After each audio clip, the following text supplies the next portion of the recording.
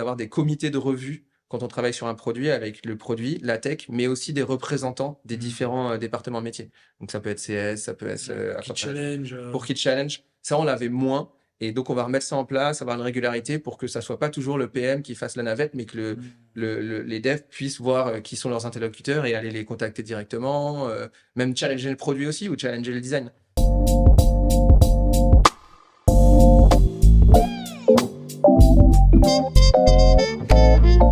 Bonjour à tous, bienvenue dans Product Leader Stories. Product Leader Stories, c'est la web-série qui vient se plonger dans l'univers des plus grands leaders du product management au sein des plus belles organisations françaises.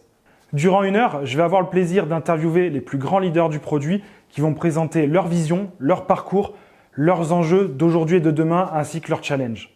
Je suis Martin Cantonloga, CEO et cofondateur d'Upvisory. Upvisory, c'est une agence conseil spécialisée dans le product management et l'accompagnement produit des grandes organisations. Notre mission, c'est de transformer ces organisations et faire de leurs produits digitaux de véritables succès. J'espère que ces témoignages vous inspireront. Et maintenant, place à l'épisode. Benjamin, bonjour. Merci d'avoir accepté mon invitation à Product Leader Stories aujourd'hui. Bienvenue chez nous. Et ce que je te propose, Benjamin, pour démarrer, c'est tout simplement de te présenter. Très bien, merci Martin pour l'invitation. Je suis hyper content d'être avec vous pour discuter un peu produits et grands groupes. Donc du coup, moi, par rapport à mon parcours, donc je viens, en termes de formation, j'ai une formation plutôt technique. J'ai fait donc un master en ingénierie des systèmes d'information. Ensuite, je suis parti travailler dans des boîtes de conseil sur des sujets donc plutôt tech, d'intégration de RP. Et assez rapidement, j'ai découvert le métier du produit et je suis passé côté product management. Au début, en startup, j'ai intégré une petite boîte d'une quinzaine de personnes à l'époque où j'ai été le premier PM. J'ai monté un peu, là, je me suis fait les mains sur le produit avec tout à créer. Donc, c'était hyper intéressant. Créer les procédures de développement produit, le cycle de vie, la relation avec les techs.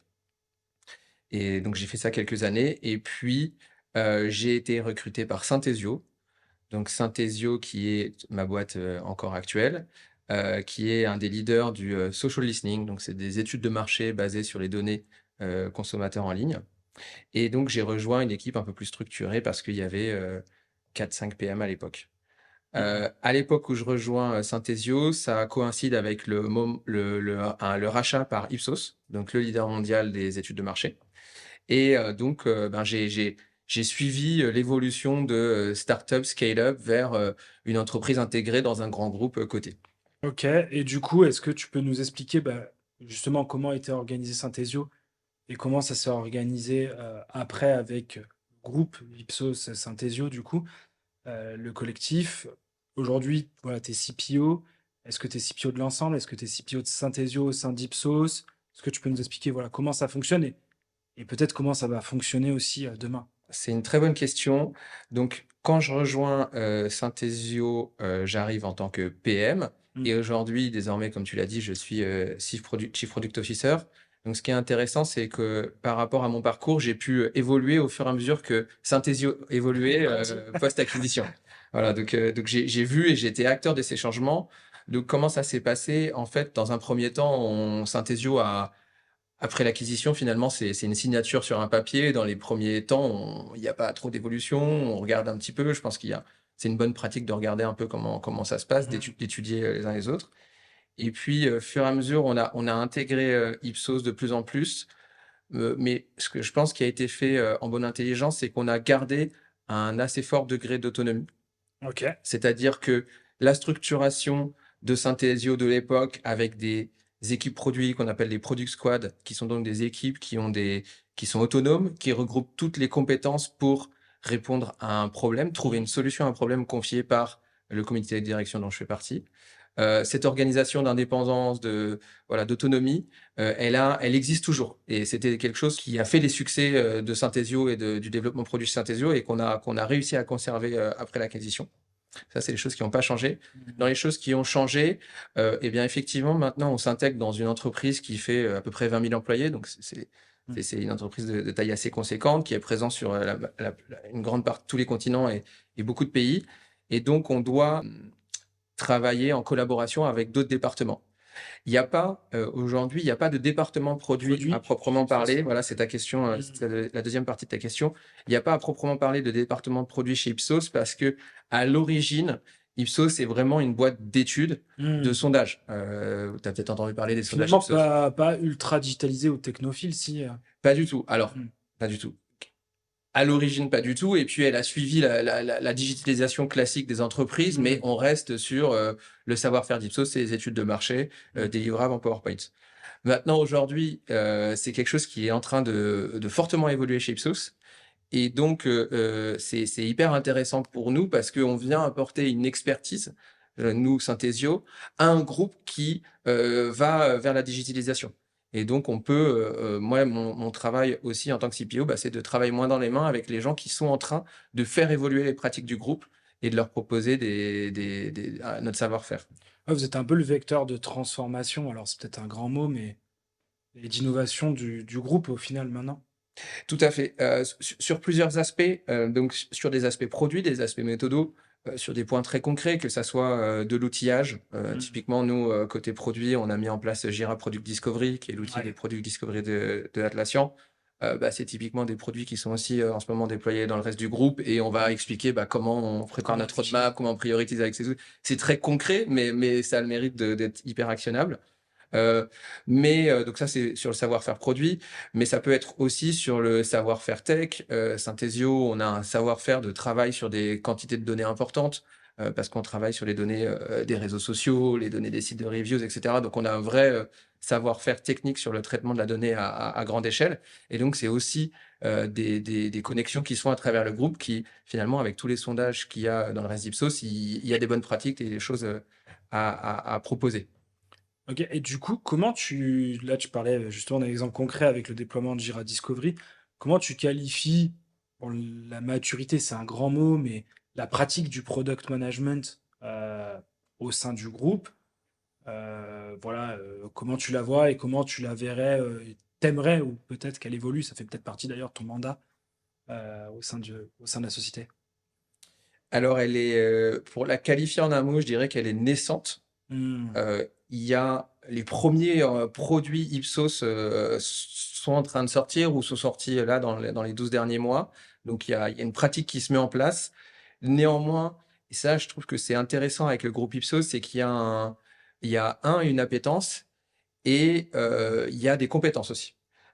Donc, le groupe a su mettre en place une structure. C'est encore en train de se former. Il y a des gens qui arrivent, etc.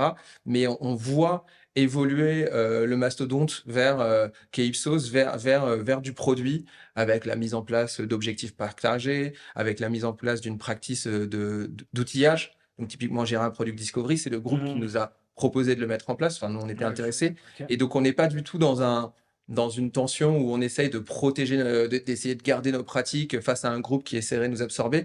C'est vraiment donnant-donnant.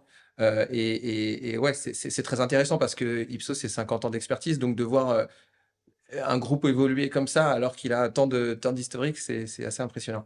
Et du coup, parce que souvent, c'est presque la maille la plus dure et invisible, c'est la culture. Et du coup, de ce que je comprends, la culture produit, elle est, elle est peut-être pas déployée à l'échelle et peut-être pas déployée dans la pratique, comme tu dis, elle est naissante, mais elle est comprise et voulue et partagée, quoi. Parce que parfois, c'est souvent là que ça bloque. On comprend pas le mode produit, on n'y voit pas l'intérêt à grande échelle. Et là, au moins, de ce que je comprends, c'est compris. Et maintenant, il n'y a plus qu'à, entre guillemets, le matérialiser. Oui, alors, le monde n'est pas aussi beau que ça. Il y a, dans la réalité, disons qu'il y a une ambition très forte qui est poussée par des gens par le comité de direction et des gens qui sont à des positions de pouvoir faire avancer les choses. Après, il y a encore beaucoup de travail. Il y a, notamment avec les équipes qui sont au quotidien avec les clients, il y a aussi une nécessité de repenser le livrable client, la manière d'itérer, la réponse à un brief. C'est pas la même chose de répondre à un brief, à un appel d'offres sur un mode consulting où en fait on peut modeler notre réponse par rapport au brief versus un produit qui en fait on doit inspirer finalement un peu en quelque sorte Ouais. l'appel d'offres dont on a. Donc il y a Ouais, vraiment donc encore il du y a un travail. gros shift quand même, mine de rien, à faire. Et c'est le tout début. il y a une vraie volonté et ça se voit dans les moyens qui se mettent en place et dans les directions qui sont données. Après, il y a encore beaucoup de travail pour avancer là-dessus. Et justement, et c'est aussi un peu la thématique qu'on souhaitait aborder ensemble, comment on passe, et j'ai l'impression que c'est le virage que vous prenez, tu vas nous expliquer, mais d'un mode très justement consultatif, prise du besoin client, et on construit une offre sur mesure, à une productisation du métier, où on va plutôt être dans la standardisation et offrir des solutions digitales qui vont répondre à 80, 90%, 70% des besoins utilisateurs. Comment on arrive à opérer ça? Et je crois que demain, vous voulez aller plus loin aussi, mise en place de l'IA qui pourrait peut-être ajouter un pan de personnalisation aussi sur ce volet-là. Voilà, comment est-ce que tu peux nous expliquer un petit peu tout ça et le virage que prend l'organisation? Tout à fait. Alors, pour moi, pour opérer un virage pareil, il faut une volonté très forte de la direction. Mmh. Euh, pour emmener ouais, c'est un changement important et donc il faut que ça soit porté très fortement par la direction. Et pour que la direction la porte, il faut qu'elle y voit un intérêt. Mmh. Aujourd'hui, cet intérêt, il vient énormément de l'intelligence artificielle. Nous, on est dans un métier, comme je dis, nous, Ipsos au sens large, on est dans un métier où en fait, on traite de la donnée Et du contenu? et du contenu Mmh. et on le formalise en rapport, si je résume très simplement. Et donc, on voit que l'IA et l'IA générative récemment, finalement, c'est un super cas d'utilisation pour améliorer ça. Et donc, ça, la direction l'a bien compris.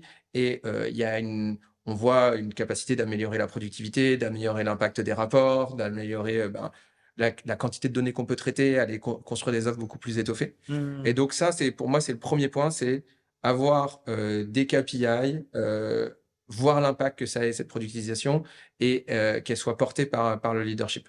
Ensuite, il faut que ces KPI ils descendent sur les équipes. Mmh. Dans un grand groupe, il y a des indicateurs et il y a, c'est quand même ça qui drive pas mal. Donc, il faut formaliser ce qu'on attend des équipes, leur mettre des indicateurs pour qu'ils puissent, pour que leur succès soit corrélé à finalement la mise en place de cette stratégie. Mmh. Si on fait des super decks, des super présentations, on va productiser, mais que derrière ça suit pas, pouvoir faire avancer un groupe de 20 000 personnes, ça sera pas possible. Donc, il faut cascader ces indicateurs sur les équipes. Ok. Les équipes commerciales et leur dire, bah voilà, on a mis en place des nouveaux produits. Il faut que ces produits, ils permettent d'augmenter la marge de temps, ils permettent d'offrir plus de valeur client. Et donc, il faut que ces produits, les équipes commerciales vont être intéressées à vendre ce produit via des indicateurs. Donc, pour moi, c'est vraiment la structure leadership indicateur qui est très importante. Et puis ensuite, il y a la qualité des produits. Parce qu'une fois qu'on a Mmh. convaincu les commerciaux, les analystes, si le produit ne suit pas, c'est difficile. Donc, il y a livrer des bons produits. Et quand je dis livrer, ça veut dire concevoir les bons produits avec les bonnes fonctionnalités, mais aussi, en fait, le go-to-market interne. C'est-à-dire qu'il faut organiser des webinaires, avoir des documents de formation, avoir des relais, des champions. Vraiment, toute la partie go-to-market, elle est hyper importante et go-to-internal market, en fait. Donc, comment activer et permettre aux utilisateurs internes de prendre en main et d'adhérer à ces produits qu'ils vont ensuite pouvoir relayer via leurs clients proposés. Très clair. Et petite question pour taquiner un peu, est-ce que le cordonnier est le mieux chaussé? C'est-à-dire, est-ce qu'une entreprise qui est au service de l'analyse client est user-centric et parce que c'est un sujet aussi, tu le disais, que les produits, bah, ils trouvent leurs usages et leur intérêt. Est-ce que on a trouvé de la user-centricity et du product market fit sur ce marché-là qui est pas un marché de produits, comme tu le disais à l'origine, mais plutôt un marché de rapports et d'études? Ouais, ouais, ouais, en fait, oui, le truc, c'est qu'avec, comme tu le disais, le produit, il va adresser 80% des besoins, Ouais. versus le libre app classique de consulting, il va adresser 100%. Donc, il faut accepter de changer de pratique et de se dire, bah, j'adresse bien 80%, mais j'adresse un marché finalement qui est plus large, j'ai de la réplicabilité, j'ai des marges qui sont. Donc, c'est pas tant en étant user-centric que, pour moi, c'est pas là qu'on avait vraiment des difficultés. Euh, parce que finalement, il y avait déjà cette culture de ce qu'on appelle chez Ipsos Client First, et donc il y a beaucoup Ouais. de méthodologies qui sont plutôt bien implémentées et plutôt assez rigoureuses. Donc Mais plutôt bon à la base. plutôt, honnêtement, plutôt bon par rapport à ses concurrents, Kantar, Nielsen. Ipsos, c'est l'entreprise qui est très custom, qui va justement avoir un côté très user-centric. Et là, avec une approche produit, il va falloir un petit peu, parfois, aller un petit peu moins vers un petit peu moins de customisation et un peu plus de réplicabilité. Donc, c'est là où c'est vraiment difficile. Euh, Accepter que certains briefs, on ne pourra pas y répondre. Il y en a plein d'autres, si on a bien fait notre étude de marché, mais voilà. Un petit peu moins de customisation, au contraire.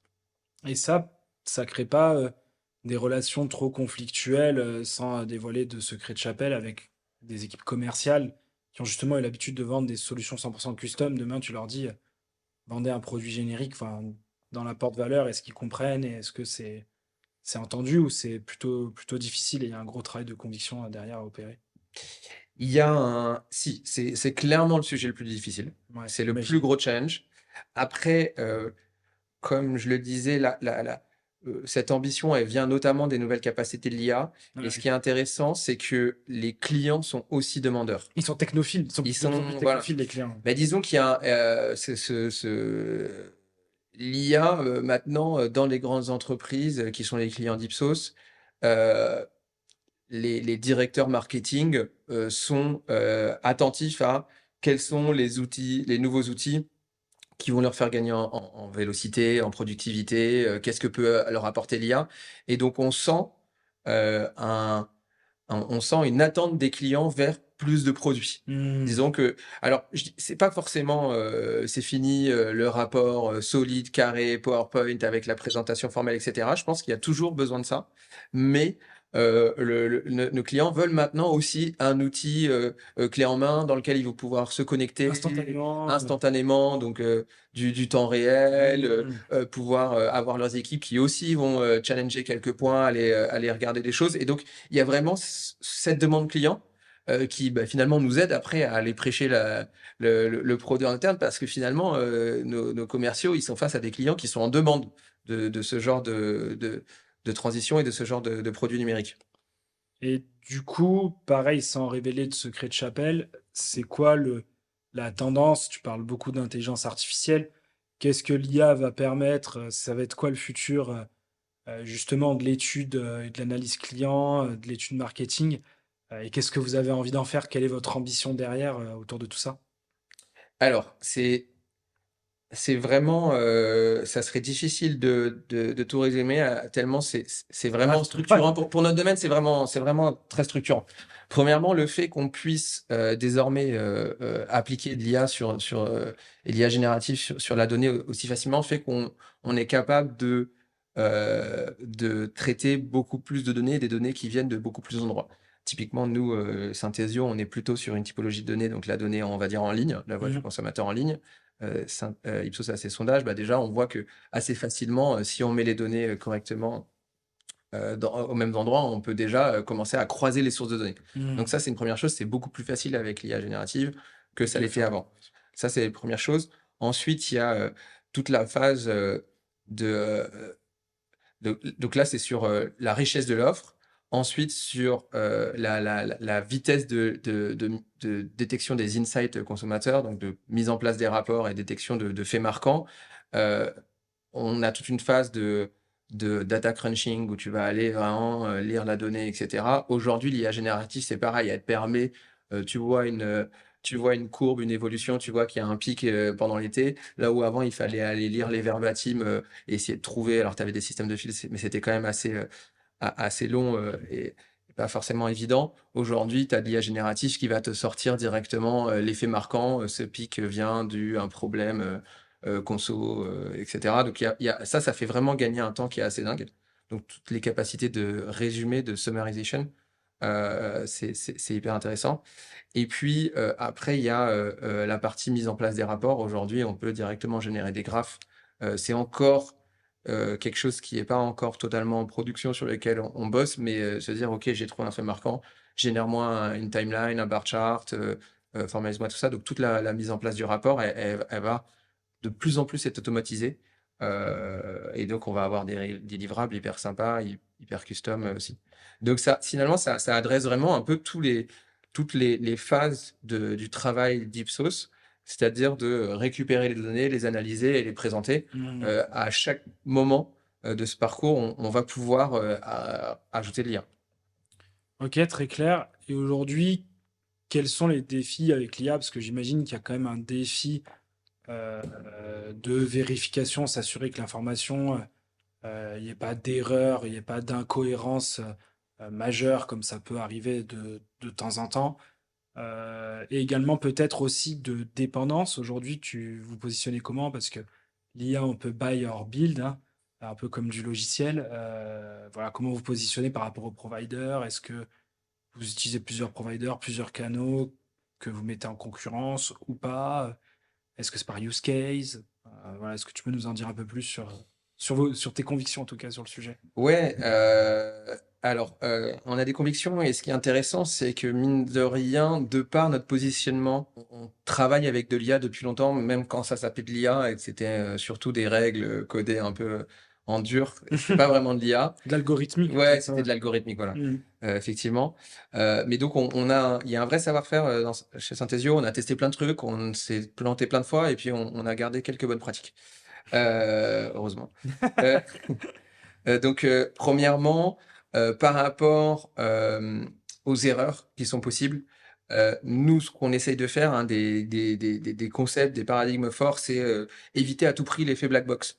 Donc, en fait, on va toujours essayer de donner la possibilité à l'utilisateur d'ouvrir le capot et de regarder ce qui se passe. Ok. Ça, c'est quelque chose qu'on a mis en place maintenant il y a quelques années. Donc, par exemple, dans Synthesio, il y a une plateforme un peu annexe qui s'appelle le Data Science Lab, où en fait, tu vas pouvoir avoir tous nos algorithmes qui sont dispo et tu peux copier du texte et de regarder comment marche la détection de sentiments, voir quels mots-clés ont été utilisés pour détecter que c'est positif, négatif, etc.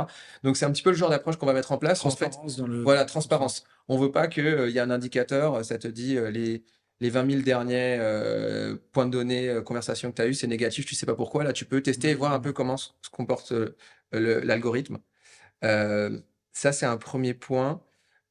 Ensuite, donc ça, c'est sur l'explicabilité. Autant que faire se peut, bien sûr, il y a des moments où, mais on essaye d'ouvrir la boîte tout le temps, de bien indiquer quand c'est de l'IA qui a fait des calculs aussi. Ça, c'est pas forcément très compliqué à mettre en place, mais toujours avoir un petit logo, avoir un petit label Aware pour montrer by, qu'il y a de l'IA qui est passé et on est transparent avec l'utilisateur. Mhm. Ça marche assez bien. Sur la partie travail avec les fournisseurs, la deuxième partie de ta question sur les use cases, effectivement, nous, c'est un deuxième concept assez fort, c'est-à-dire qu'on n'est pas, on n'a pas une église de tel fournisseur d'algo, on va pas que chez Google, que chez OpenAI, etc. On aime bien tester. Et donc, c'est pareil dans notre Data Science Lab aussi. On a une vue où on va régulièrement brancher différents modèles et tester un petit peu les retours, les rapports pour voir ce qui fonctionne le mieux. Et ensuite, on va, cas du use case par use case, choisir quel est le meilleur modèle. Et parfois, pour une même fonctionnalité, on va avoir plusieurs modèles suivant typiquement la langue. Tu vois, on a une fonctionnalité qui s'appelle le topic modeling qui va générer des clusters pour identifier les grands sujets de conversation dans un dataset. Eh bien, avant de faire le clustering, on va avoir un algo qui va passer, qui va regarder les répartitions des langues. Si c'est majoritairement de l'anglais, il va aller utiliser tel modèle. Si c'est mixte, il va en utiliser un autre. Donc, on est vraiment, on essaye vraiment de jongler et de choisir le modèle qui est le plus pertinent par rapport au cas d'usage, la structure de la donnée, etc. Ok, super clair. Par rapport à tout ça, donc du coup, tu vas peut-être nous parler un peu du Data Science Lab. Du coup, j'ai l'impression qu'il y a toute une organisation autour des sujets IA. Comment on coordonne et on opère ça en parallèle des produits qui, j'imagine, sont dans ton mandat et ton scope. Et comment, au global, pour servir un client, l'entreprise ABC, j'imagine, comment on sert ABC à la fois avec du produit, de l'IA et des rapports classiques. Ouais, alors c'est aussi un sujet où on s'est bien cassé la tête. Euh, Premièrement, quand on a une idée qu'on voit une opportunité de nouvelle fonctionnalité, on va se poser la question de savoir est-ce que c'est une fonctionnalité qu'on va construire en Intel, on appelle ça en SaaS, c'est-à-dire en standard, c'est-à-dire il y aura Mhm. une fonctionnalité qui répond à tous les clients, ou est-ce qu'on va faire du custom? Ok, ouais. Parce que on sait que voilà, Ça, c'est proche à l'approche ouais, propre à l'approche produit. approche produit, voilà. Mhm. Est-ce qu'on aura un modèle pour tout le monde? On va déployer un modèle par client qu'on va entraîner. Donc ça, c'est un premier choix. Ça nous permet de faire un grand, voilà, ça va être un des choix structurants qui va après définir toute l'architecture. Si on a un modèle par client qu'on doit entraîner, tout le produit est différent. Alors que si on a un seul modèle qui est entraîné pour tout le monde, c'est une autre approche. Euh, Ensuite, donc en fait, quand on part sur un produit où il y aura de l'IA, on va avoir un cycle de conception qui va être différent. Et il y a notamment une phase très importante qu'on a formalisée là, et depuis pas super longtemps, qui est en fait la phase de brainstorming de R&D, où en fait on va monter un binôme PM Data Scientist Ouais, et ils vont vraiment co-concevoir, faire un peu la product discovery, ouais, ok. mais en se nourrissant respectivement. C'est-à-dire que le data scientist, il va faire sa veille, il va tester des choses, il va avoir des environnements, le data science lab, et puis on a d'autres environnements aussi où il va pouvoir tester rapidement des modèles, des cas. Et le PM, en partant de ça, il va aussi pouvoir aller tester les clients, montrer des maquettes, venir avec des idées. Ça, c'est vraiment quelque chose qu'on n'a pas sur des produits plus classiques Ok. parce que il y a la tech va pas autant nourrir Le le produit. besoin, le produit. Donc, on fait vraiment ça et généralement, quand on est dans ces phases-là, on va sur donc on fonctionne en sprint de développement. Ouais. On a des sprints de 2 semaines, mais quand on est dans les phases de tech discovery comme ça, de data science discovery, on fait des sprints encore plus courts, généralement sur une semaine. Et ce qu'on essaye de faire, c'est à la fin de chacun de ces mini-sprints, enfin ces semaines de travaux, on essaye d'intégrer aussi le business dans la boucle. Donc que ça soit directement des clients, alors avoir des clients toutes les semaines, c'est pas forcément possible, mais des responsables de compte, des customer success, des commerciaux, des gens qui vont pouvoir aussi nous donner rapidement une sensation et nous permettre d'évacuer des idées qui seraient mauvaises ou sélectionner celles qui ont la plus forte valeur. Donc ça, c'est un vrai truc ça fait 2 ans qu'on travaille avec ce type de fonctionnement et ça marche vraiment bien. Ok, très clair. Peut-être une question plus personnelle pour toi. Au regard de ton parcours, tu as démarré par de la start-up, tu es passé dans une société de taille intermédiaire, tu as gravisé les échelons et maintenant ça appartient à une grande organisation. Qu'est-ce qui évolue selon toi dans le mode produit de voilà, la start-up que tu as connue à tes débuts à maintenant l'intégration dans une grande organisation comme Ipsos et où sont les défis majeurs selon toi? Alors, je pense qu'il y a du bien et du moins bien. Donc, les choses où on a progressé depuis l'acquisition et par notre entrée dans ce groupe, c'est l'impact. Euh, la, la- le sérieux qu'on a autour de la conception et autour de l'impact, du retour sur investissement dans une startup. Alors, je sais pas si, je pense que c'est quand même le cas dans beaucoup, mais il y a ce côté de levée de fonds avec beaucoup d'argent qui va arriver, beaucoup d'initiatives qui vont se lancer. Parfois, l'étude faite en amont, elle est pas forcément hyper rigoureuse. En tout cas, c'était notre cas. On a beaucoup progressé là-dedans maintenant. On pèse vraiment nos choix. On a un processus de priorisation de la roadmap qui a énormément progressé et augmenté en maturité. On ne se lance pas sur des choses où on n'a pas des convictions assez fortes, où on n'a pas eu des confirmations de business, etc. Donc sur ça, on a vraiment progressé. Ça, je pense que ça vient du grand groupe, du groupe Côté. Il y a des actionnaires. Alors, on n'est pas directement en front avec les actionnaires, mais ça met une certaine culture, une certaine manière de faire, une certaine rigueur. Euh, de l'autre côté, si là où on avait un petit peu perdu, je pense que à un moment, de par l'intégration dans ce grand groupe qui en plus est international, euh, je pense que petit à petit, l'équipe tech, moins l'équipe produit, enfin moins les product managers, mais l'équipe tech, s'est un petit peu éloignée du business petit à petit. Et on s'est rendu compte qu'en fait, ça s'était fait de manière un peu insidieuse, un peu doucement, où bah oui, c'est plus difficile. Quand on était tous dans les mêmes bureaux, tous dans le même open space, tous plus ou moins tous, on était déjà un peu international, mais c'était plus facile de se projeter, de Échanger. parler avec les commerciaux, que ça soit au déj, que ça soit là. C'est un peu plus difficile maintenant. Et en fait, petit à petit, il y a voilà, l'équipe tech a peut-être un peu perdu de main, de prise avec le business, même s'il y a les PM qui sont là. Et ça, on s'est rendu compte que ça nous faisait ralentir. Parce que comme je te disais, nous, on essaie vraiment d'autonomiser les équipes. On n'a pas des tonnes de niveau de management, et donc on a besoin que les gens vraiment comprennent le problème qu'ils essayent de résoudre et qu'ils puissent être force de proposition, de solution. Et donc là, on a constaté ça courant 2024, et donc on est en train d'essayer justement de pas tomber dans ces écueils et d'essayer de mettre en place des choses qui permettent aux tech de pouvoir aller plus facilement contacter les commerciaux, etc. Et donc, notamment, on est en train de mettre un concept j'ai pas encore trouvé de nom, mais je sais que chez Back Market, ils appellent ça trifecta, je crois.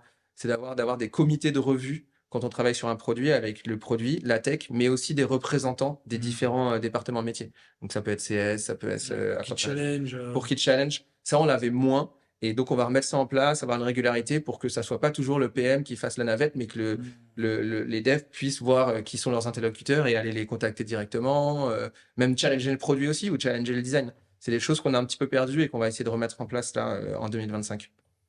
Ok, top. Benjamin, déjà, merci beaucoup pour tout ça et toutes ces explications.